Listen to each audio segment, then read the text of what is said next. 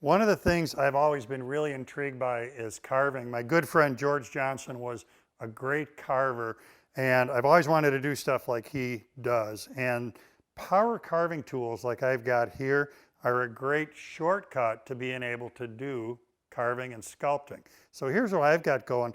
This is a cypress root. In fact, it belonged to George. And for a project I've got going on, what I need to do is create a recess here. Eventually it's going to have a square flat ledge across the bottom that I can display things in. So it's going to become a little nook that items can go into.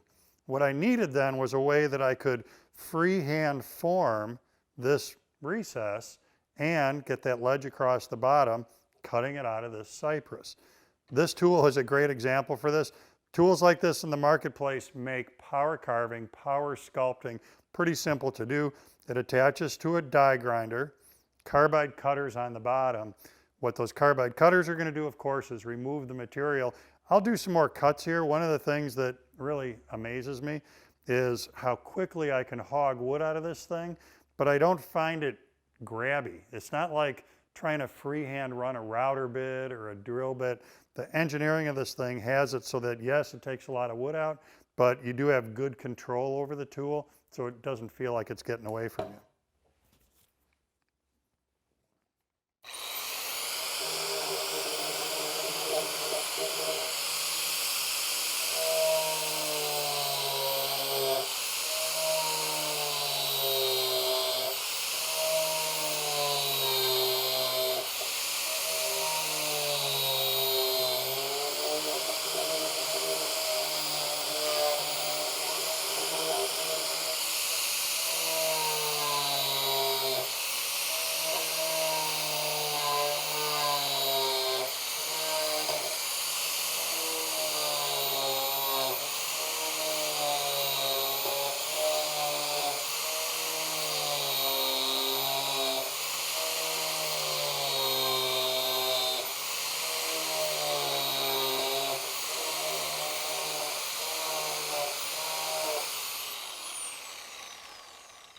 Another thing that's cool about this carver, it's got that long shaft with the cutters at the bottom.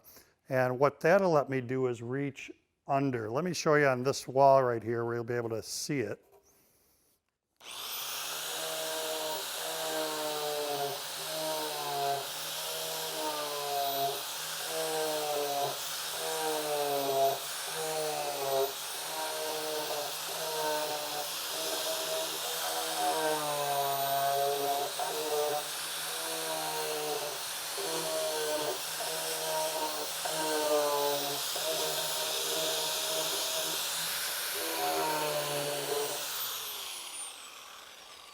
And what's cool about that is I can reach, I can come around and create these undercuts on the side. Now, I was talking about the idea that I want this bottom to be straight enough that I can get something to sit there, a little display item.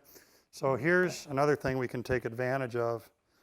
I'm going to clamp a board on here that'll act as my guide.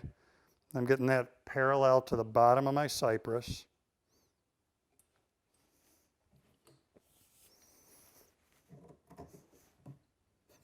Okay, now the reason I did that is because on this shaft, the cutters are at the bottom. They're not on the shaft up here.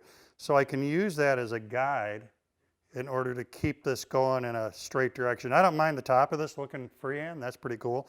But here on the bottom, I want that to be nice and straight. Here's how I'll make that happen.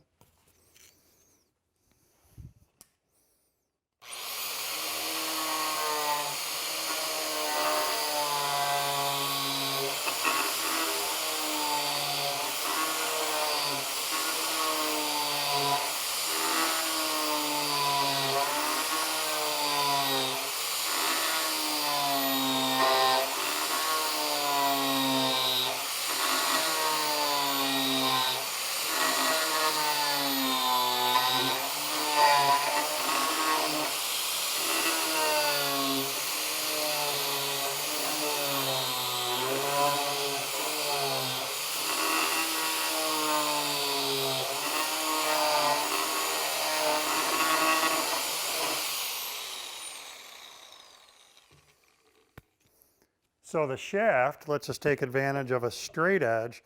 That in mind, you can imagine how if I wanted to create a template or a pattern, I could use the shaft to follow that pattern in order to get a nice uniform shape.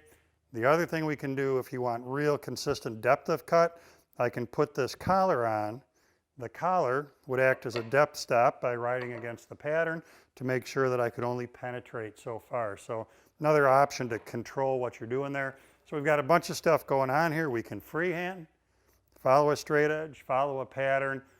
Makes access to power carving and sculpting pretty cool and really lets your creative juices flow, which is a really neat aspect of this.